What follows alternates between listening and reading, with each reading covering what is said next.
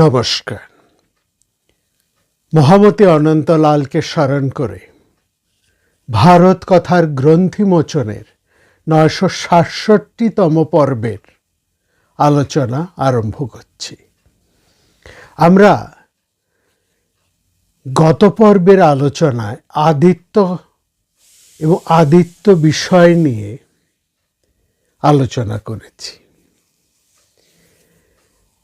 আজকে আমরা আদিত্য ভাবনায় শ্রী বিষ্ণু কেমনভাবে সংযুক্ত হয়ে পড়েছেন সেটা নিয়ে আরও একটু বিস্তৃত আলোচনা করব।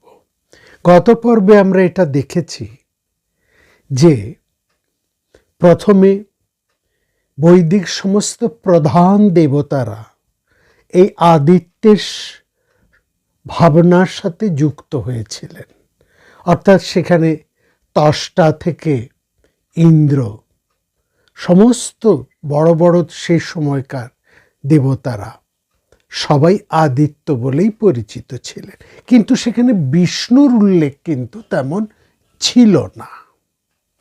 এটাও একটা বিশেষভাবে লক্ষ্য করার। আদিত্য ভাবনার প্রারম্ভে কিন্তু বিষ্ণু তেমনভাবে সংযোজিত হননি, সেটা এখানে এসছে অনেক পরে। হ্যাঁ, এবং সেখানে আমরা এটাও দেখছি যে একটা গৌণতা থেকে তিনি শ্রেষ্ঠত্বে প্রতিষ্ঠা লাভ করেছেন। বিষ্ণুর ক্ষেত্রে এটা আমরা দেখেছি, গত পর্বের আলোচনায় আমরা এটা দেখেছি যে তিনি অন্যান্য বৈদিক দেবতাদের তুলনায় কিন্তু অনেক গৌণ ছিলেন বিষ্ণু। যে বিষ্ণু সম্পর্কে বলা হয় বেবিষ্টিত সর্বম, সব কিছু তিনি ছেয়ে আছেন, সমস্ত কিছুর ময় হয়ে তিনি আছেন। এমনকি বেদাঙ্গ বর্ণের একেবারে প্রথম স্বরবর্ণটিও সেই বিষ্ণুকে স্মরণ করায়। হ্যাঁ, এবং সেখানে যে বেদাঙ্গ বর্ণের প্রথম স্বরবর্ণ, অর্থাৎ আমরা যেটা বলতে চাইছি যে অবর্ণ, এই অ শব্দের অর্থও কিন্তু স্বয়ং বিষ্ণু, যেখানে স্বয়ং গীতার মধ্যে শ্রীকৃষ্ণ বলছেন অক্ষরানাম আকারাস্মি, অক্ষরানাম আকার অস্মি, আমি হচ্ছি সমস্ত অক্ষরের মধ্যে অকার। এই অকার অর্থাৎ অ কথার অর্থ যেমন প্রশস্ততাকে বোঝাচ্ছে, আবার লক্ষ্য করবেন এটাও অশব্দের একটা বৈপরীত অর্থও কিন্তু রয়েছে। অশব্দের অর্থ আবার অভাব, অন্যতা, অপ্রাশস্ত, অল্পতা, একেও কিন্তু বোঝাচ্ছে। হ্যাঁ, যেমন চেতনার একটা জাগ্রত অবস্থা, ওঙ্কার বা প্রণবের প্রথম ধ্বনি অ উ ম, এই নিয়েই তো ওঙ্কার, অ উ ম, এই তার অটিও হচ্ছে প্রথম ধ্বনি। অততি তিষ্ঠাতিতি বা, অর্থাৎ একেবারে প্রথমটি হচ্ছেন। আবার অর সাথে যখন বিন্দু যুক্ত হচ্ছে তখন সেটি হয়ে যাচ্ছেন মহেশ্বর। আমরা সেই প্রসঙ্গে যাচ্ছি না, কিন্তু এখানে একটা বিশেষ করে একটি লক্ষ্য করার আছে, যে কথাটি আমরা এখানে বললাম যে অ শব্দের অর্থ যেমন বিষ্ণুকে বোঝাচ্ছে, ব্যাপকত্বকে বোঝাচ্ছে, এবং সমস্ত অক্ষরের মধ্যে এমনভাবে প্রত্যক্ষ রয়েছে যাকে স্বরবর্ণের প্রধান বর্ণ এবং প্রথম বর্ণ বলা হচ্ছে। সেই আবার কিন্তু অন্য দিক থেকে একটা একটা বৈপরীত্য, অন্যতা, অপ্রশস্ত, অল্পতা, তাকেও কিন্তু বোঝাচ্ছে। এই জায়গাটা, এইখানটা বোঝার জন্য আমাদের এইটা বুঝতে হবে যে এই যে বিষ্ণু, যে কথাটি আমরা গত পর্বে বলেছি, যে কেমন করে প্রধান বৈদিক দেবতারা, তারা এই সৌর দেবতা হলেন, বা তাদেরকে সবাইকে যে দেব,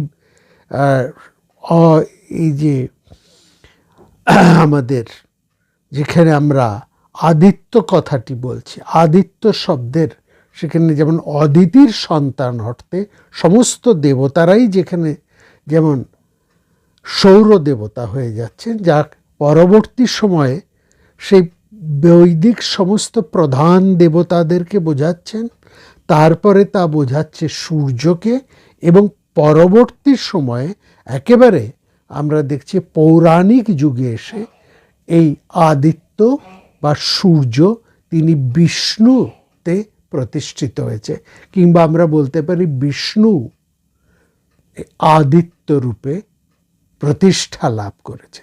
এবং সেখানে খুব পরিষ্কার করে আমরা এটাও বলেছি যে বিষ্ণু হচ্ছেন সমস্ত আদিত্যদের মধ্যে তিনি হচ্ছেন একেবারে কনিষ্ঠ, এবং কনিষ্ঠ হয়েও তিনি কিন্তু শ্রেষ্ঠ, কনিষ্ঠ হয়েও তিনি কিন্তু শ্রেষ্ঠ হয়েছে। এবং এই তার এই এবং তারপরেও এটা দেখা যাচ্ছে যে তিনি সমস্ত দেবতাদের মধ্যে শ্রেষ্ঠত্ব লাভ করছেন, কিন্তু তার চাল চলন, তার গতিবিধি মধ্যে কিন্তু একটা সেই শ্রেষ্ঠত্বের ভাব, সেই অহংভাব কিন্তু বর্তমান নেই, বর্তমান থাকে না। এটাও বিশেষ করে লক্ষ্য করা, অর্থাৎ তিনি সব কিছুর মধ্যে শ্রেষ্ঠ। তিনি বিষ্ণু হচ্ছেন, যেমন আমরা একটু আগেই বললাম, বেবিষ্টিত সব কিছু ছেয়ে আছেন, বা সমস্ত কিছুর মধ্যেই তিনি শ্রেষ্ঠ। এতৎসত্ত্বেও আমরা দেখছি যে তিনি অখিল রসামৃত মূর্তি হয়েও, অখিল রসামৃত মূর্তি হয়েও তিনি কিন্তু পূর্ণ অবতার হিসেবে স্বীকৃত হচ্ছেন না। তিনি যেন কোথাও একটি সহায়ক শক্তি হিসেবেই থেকে যাচ্ছে।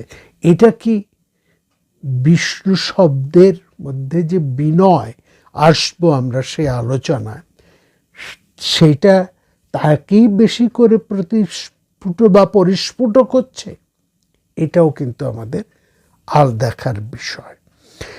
ভালো করে লক্ষ্য করুন, মহাভারতে বিষ্ণু অর্থে শ্রীকৃষ্ণ, তিনি বিষ্ণুর প্রধান অবতার, এবং শ্রীকৃষ্ণ তিনি বিষ্ণুর পূর্ণ অবতার হিসেবে মহাভারতে প্রতিষ্ঠিত। কিন্তু আমরা কৃষ্ণকে কিভাবে দেখছি? তিনি প্রধানতম শক্তি হওয়া সত্ত্বেও ইন্দ্রস্বরূপ, ইন্দ্রপুত্র অর্জুনের তিনি কিন্তু সখা এবং সহায় হয়েই তিনি কিন্তু মহাভারতে উপস্থিত। এই জায়গাটা বিশেষ করে লক্ষ্য করা। এবং সেখানে আমরা দেখছি অর্জুন তিনি সেই শ্রীকৃষ্ণের কোলে পা পর্যন্ত তুলে দিয়ে বিশ্রাম করছেন, এমনও ঘটনা আমরা দেখেছি। এবং পরে যখন তিনি ওই যুদ্ধক্ষেত্রে তার সেই বিশাল বিশ্বরূপ দর্শন করছেন, তখন তিনি কিন্তু একেবারে ভীত সন্ত্রস্ত হয়ে প্রার্থনা করছেন যে তোমার মহিমা না বুঝেই আমি তোমাকে সখা বলে ডেকেছি, তোমার সাথে সাধারণ সখার মতন ব্যবহার করেছি। সখেতি মত্বা প্রসভং যদুক্তং, হে কৃষ্ণ হে যাদব হে সখেতি, অজানত মহিমামানং, অজানত মহিমানং, অজানতা না জেনে তব মহিমা, মানে মহিমানং, তবেদং, তোমার মহিমা না জেনে অজানতা, মায়া প্রমাদাত প্রণয়েন বাপি। এখানেও আবার দেখুন, সেই যুদ্ধের সময় তিনি সর্বশক্তিমানের ভূমিকা থেকে সরে এসে তিনি পার্থসারথীর ভূমিকায় অবতীর্ণ, অর্থাৎ সেখানেও তিনি সেই সহায়ক ভূমিকায়। এটাও একটা বিষ্ণু শক্তির বা আদিত্য বিষ্ণুর একটা কিন্তু রূপ, যেখানে ইন্দ্র ঝলমল করছেন নিজের দীপ্তিতে, অন্যান্য বৈদিক সমস্ত দেবতারা, পুষণ, ত্বষ্টা, ভগ, অর্যমা, বরুণ, অগ্নি, তারা নিজেদের দীপ্তিতে ঝলমল করছেন। সেখানে বিষ্ণু সর্বব্যাপক, সর্বশক্তিমান হয়েও তিনি কিন্তু তেমনভাবে নিজেকে প্রকাশ করেন না। এটাও বিশেষ করে লক্ষ্য করা। হ্যাঁ, এবং সেখানে আমরা দেখছি যে তার এই যে সর্বময়ী ব্যাপ্তি, এই যে সর্বময়ী ব্যাপ্তি, এই ব্যাপ্তির মধ্যে আমরা দেখছি যে সবাই তার শরণ নিচ্ছেন। যখন যেই বিপদে পড়ছে তারই শরণ নিচ্ছে, এবং তিনি এই সমগ্র সংসারকে রক্ষা করছেন। কিন্তু এতৎ সত্ত্বেও যে কথাটা আমাদের বলতে হবে, আজকে যেটা নিয়ে আমরা বিশেষভাবে আলোচনা করব, সেটা হচ্ছে বিষ্ণুর এই একটা অত্যন্ত অনন্য পরিচয়, যেখানে তিনি সর্বব্যাপক, সর্বনিয়ন্ত্রক এবং সর্বজনের পালক, রক্ষক হয়েও তিনি কিন্তু বিনয়ী। বিনয় এই শব্দটি বিষ্ণু শব্দের সাথে ওতপ্রোত জড়িত। এটি আরেকটি দিকে আমরা দেখব, বিষ্ণু শক্তির মধ্যে এই আদিত্য শক্তির বা এই তার জ্যোতির প্রকাশ, জ্যোতিতে তিনি ঝলমল করছেন। কিন্তু বিষ্ণু আর সূর্য কিন্তু এক হয়েও এক নন, এটাও বিশেষ করে লক্ষ্য।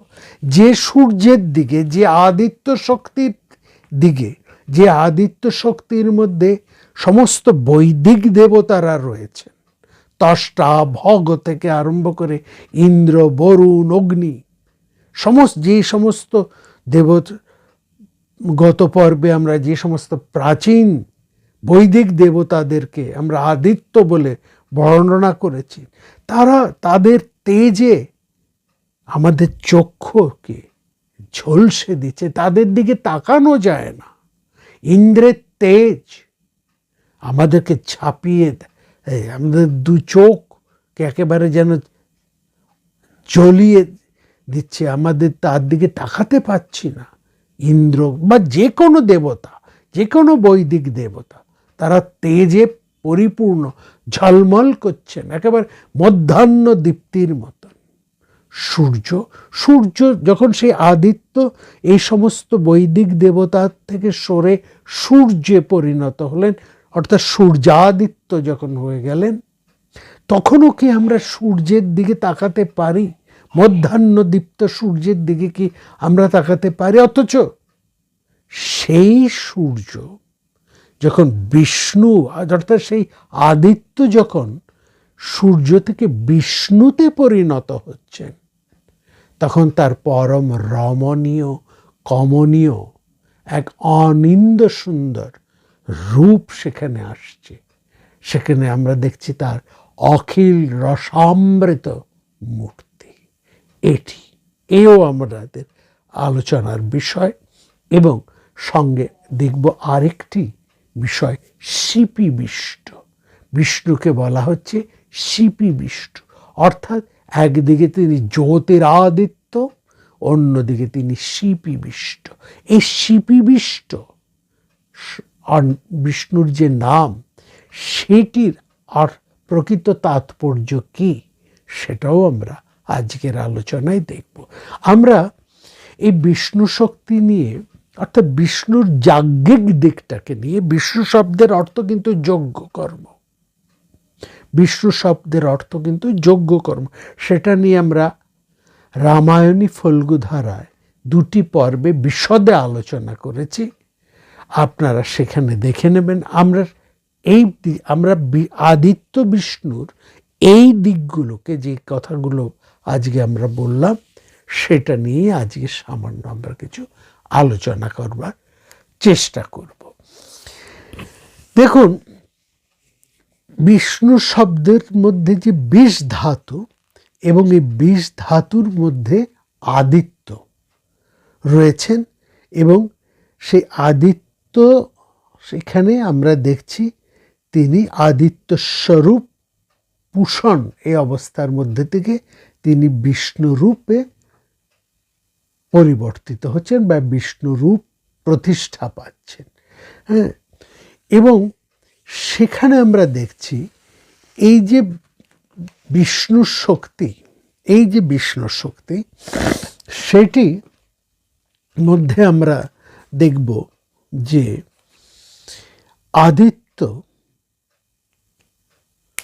প্রভাতে, অর্থাৎ প্রাতঃকালে ত্বষ্টা, সবিতা, ভগ এবং সূর্য, এই নানা রূপে প্রকাশিত হয়ে পরে তিনি পূষার রূপ ধারণ করেন। এই পূষা মানে যিনি পোষণ করেন, পালন করেন পৃথিবী, পূষা। তারপরে এই আদিত্য যখন সমস্ত জ্যোতিতে, রশ্মিতে পরিব্যাপ্ত হয়ে পড়েন, তখন এই আদিত্য যখন জ্যোতিস্বরূপ, অর্থাৎ আদিত্য যখন জ্যোতিরাদিত্য হয়ে যাচ্ছেন, পুষণ অর্থাৎ তার পরিব্যাপ্ত রশ্মি যখন ছড়িয়ে পড়ছে বিশ্ব চরাচরে, এই পরিব্যাপ্ত রশ্মি, যে কিরণমালা যা চতুর্দিকে যখন ছড়িয়ে পড়ছে, এই ছড়িয়ে পড়াটাই হচ্ছে তার বিষ্ণু শক্তি। কারণ আমরা বলেছি বিষ্ণু শব্দের অর্থ হচ্ছে যা ব্যবিষ্টিত সর্বম, যা সমস্ত কিছুকে আবৃত করে রয়েছে। এই রশ্মিও যেন সমস্ত নিখিল সংসারকে আবৃত করে রেখেছেন, অর্থাৎ অন্ধকারকে দূর করে আলো চতুর্দিকে ব্যাপ্ত হয়ে উঠেছে। এই চতুর্দিকে যে ব্যাপ্ত হয়ে ওঠা, ক্ষুদ্র থেকে বৃহতের যে প্রকাশ, সংকীর্ণতা থেকে বৃহতের যে ভাবনা, এই হচ্ছে বিষ্ণু ভাবনা, এই হচ্ছে আদিত্য বিষ্ণু ভাবনা। অর্থাৎ আদিত্য তখন আর কোনো এক শক্তির মধ্যে নিবিষ্ট হয়ে আর থাকছেন না। তিনি তখন ইন্দ্র শক্তির মধ্যে, কিংবা বরুণ শক্তির মধ্যে, কিংবা ভগ শক্তির মধ্যে, এরকম কোনো নির্দিষ্ট শক্তির মধ্যে তিনি আর আবদ্ধ নন। তিনি শুধুমাত্র সূর্যরূপে মহাকাশে পরিব্যাপ্ত নন, তার সমস্ত রশ্মি জাল সমগ্র বিশ্ব চরাচরে তা ছড়িয়ে পড়েছে। এই চরাচর কথাটিও কিন্তু ভীষণ গুরুত্বপূর্ণ, আসবো আমরা এই চরাচর শব্দটিতে। দেখুন, তাহলে দেখা গেল যে আদিত্য যখন রশ্মি রূপে সর্বত্র পরিব্যাপ্ত হয়ে পড়ছেন, ছড়িয়ে পড়ছেন, তখনই তা বিষ্ণুরূপ ধারণ করছে। কিন্তু যে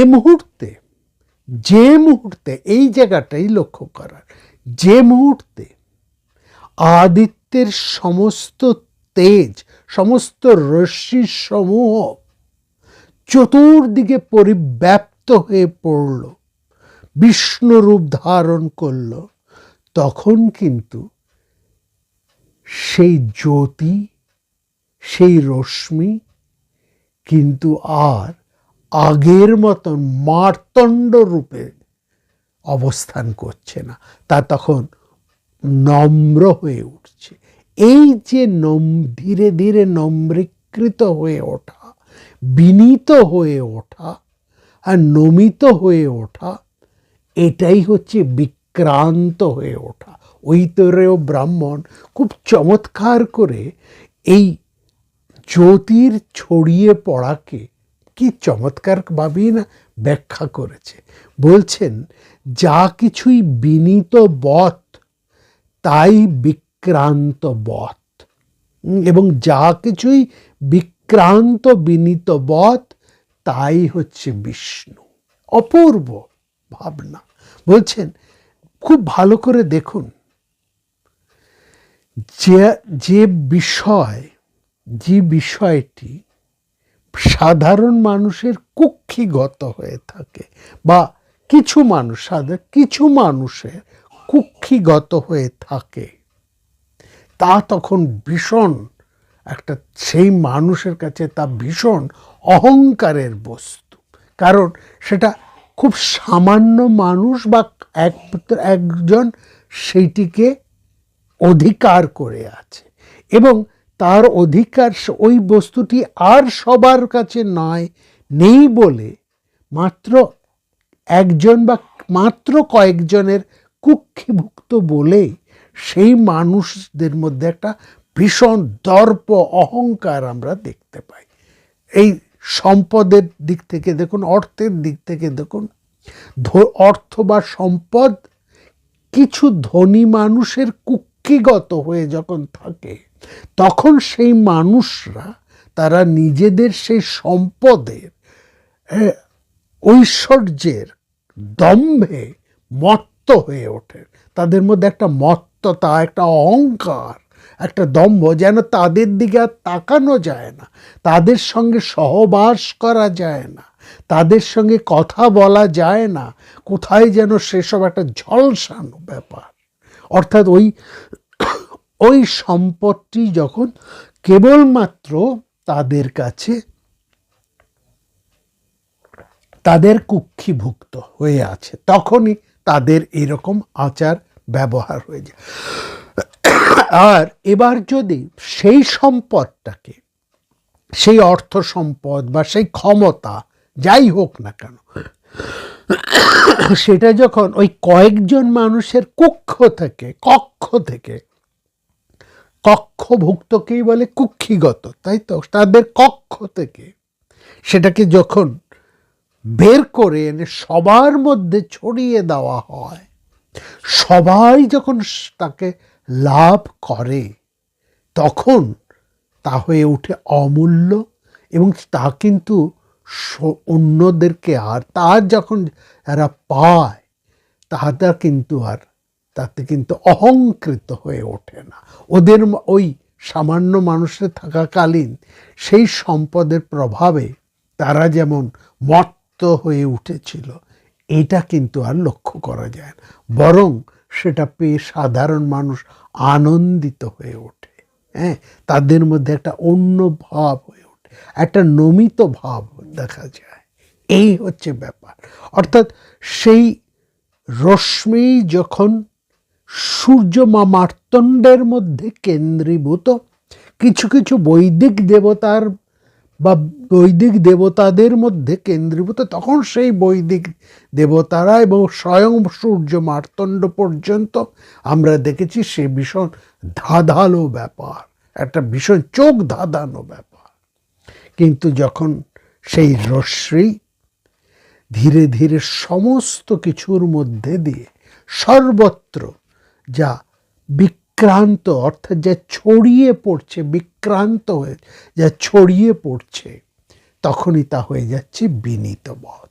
সেই জন্য বলছে, যা কিছু বিনীত বৎ তাই হচ্ছে বিক্রান্ত বৎ, এবং যা কিছুই বিক্রান্ত বৎ তাই বিক্রান্ত বিনীত বৎ তাই হচ্ছে বিষ্ণু। বিষ্ণুর মধ্যে সেই বৈষ্ণবীয় যে দীনতা, যে বৈষ্ণবীয় যে ভাব, এইটার হচ্ছে এই অর্থ, এই তাৎপর্য, এই তাৎপর্যে বৈষ্ণবদের বিনয় বা বৈষ্ণবীয় দীনতার কথা এখানে চলে এসছে। ঐতরেয় ব্রাহ্মণ বিনয়ন বিক্রমণ ক্রিয়া দুটোকে এক করেই শ্রী বিষ্ণুর তিন পায়ের যে তার পাদবিক্ষেপ, তার কথাই কিন্তু এখানে বলেছেন। বলছে বিচক্রমে, অর্থাৎ তিনি তীব্র আদিত্য তেজ বিষ্ণু শক্তিতে পরিণত হয়ে তার সমস্ত জগৎ সংসারের মধ্যে ছড়িয়ে পড়ল, এবং সে আদিত্য তেজ বিনীত এবং নম্রভাবে সমস্ত পৃথিবীর মধ্যে ছড়িয়ে পড়ল। এবং যদি এটা না হতো, যদি সমগ্র পৃথিবীর মধ্যে এই আদিত্য তেজ যদি নম্র হয়ে না ছড়াতো, তাহলে তো সব কিছু পুড়ে যেত। কিন্তু সূর্য তেজে তো সব পড়ে না। সূর্যের উত্তাপ একেবারে মধ্যাহ্ন গগনে যখন থাকে, বা বছরে কয়েকটি মাস হয়তো আমরা সেকে সহ্য করতে পারি না, কিন্তু অধিকাংশ সময় তা কিন্তু আমাদেরকে প্রাণ দান করে। অর্থাৎ সেই তেজ শোষণ করে, কিন্তু আবার তা প্রত্যার্পণও করে। শোষণ করে নিচ্ছে তা জলরাশি, আবার মেঘরূপে জলদ রূপে সে কিন্তু সমস্ত পৃথিবীর মধ্যে তা আবার ছড়িয়ে দিচ্ছে।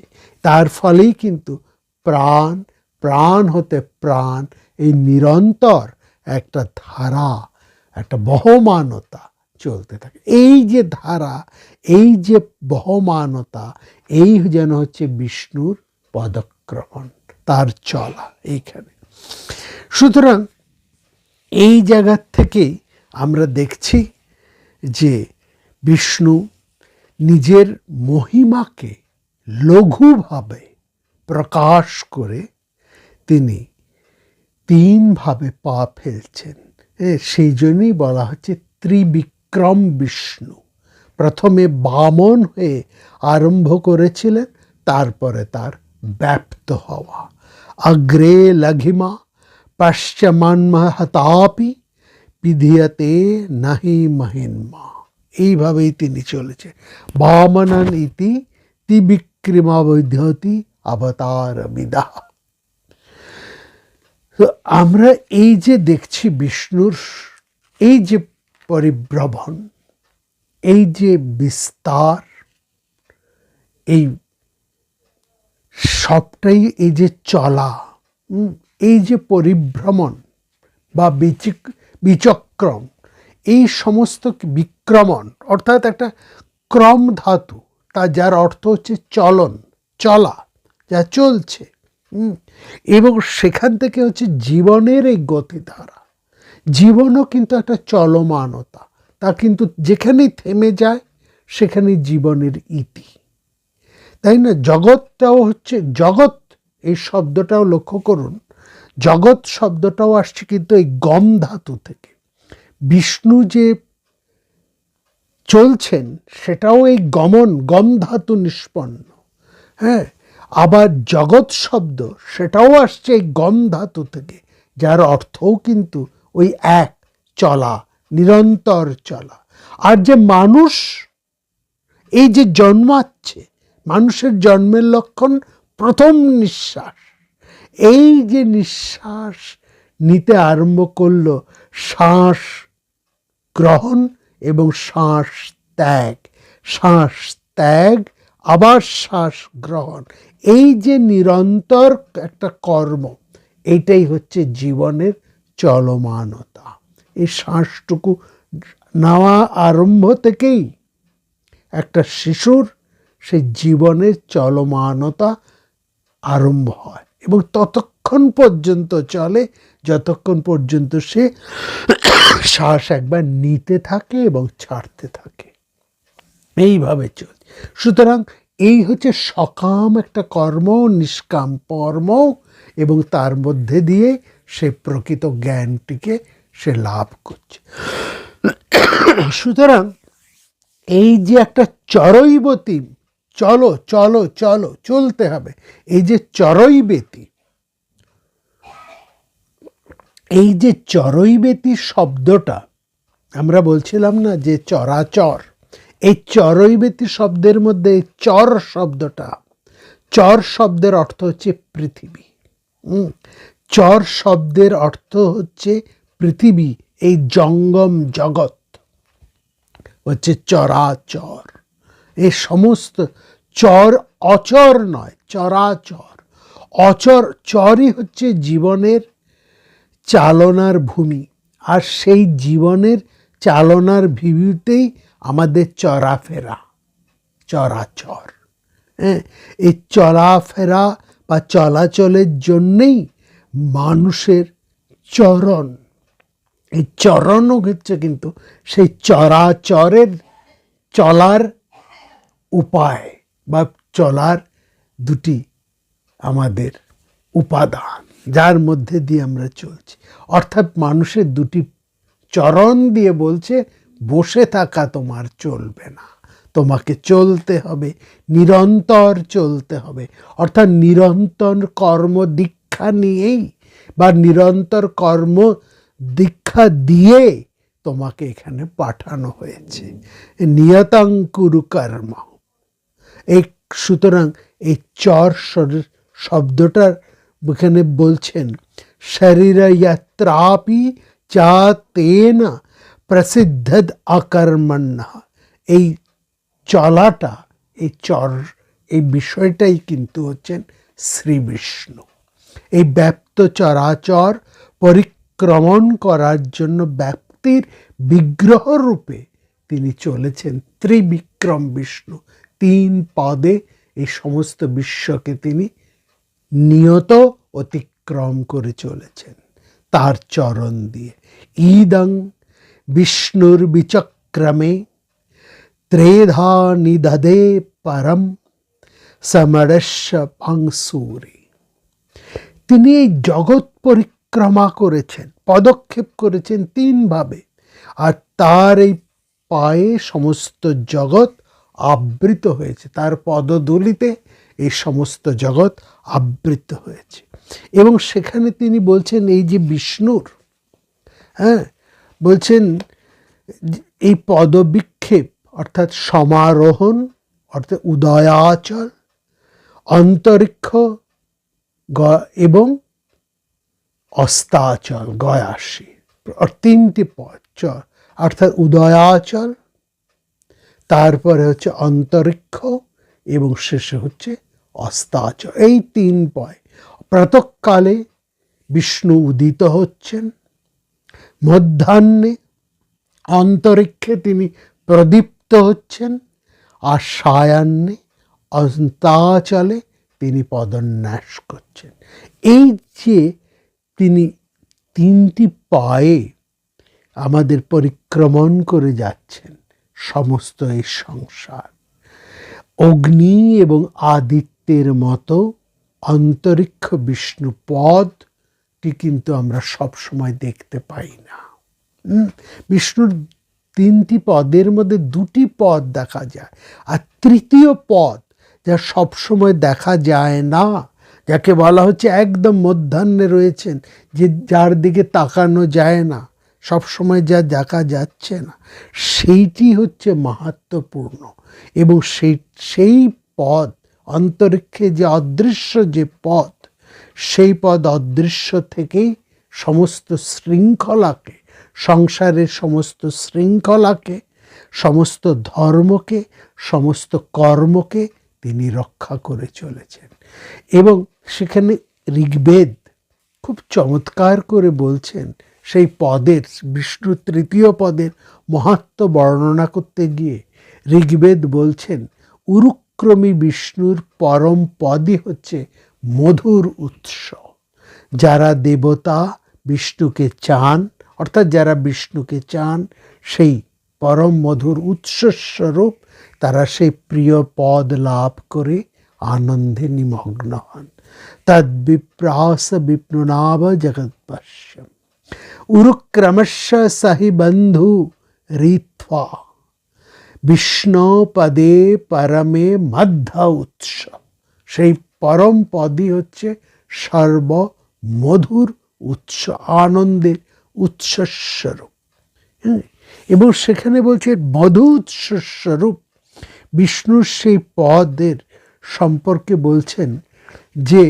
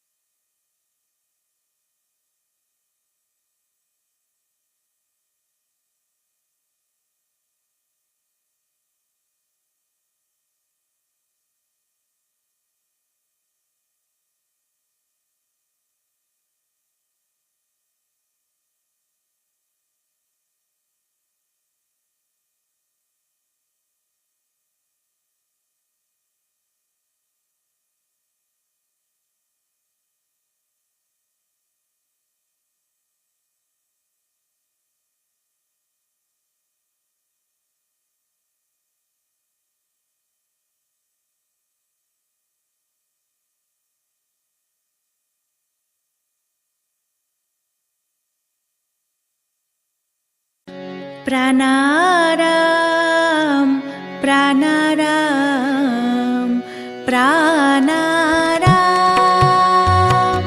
প্রাণারাম প্রাণারাম প্রাণারাম কি যেন লুকানো নামে তাই মিষ্ট এত তব নাম প্রাণারাম প্রাণারাম প্রাণারাম প্রাণারাম প্রাণারাম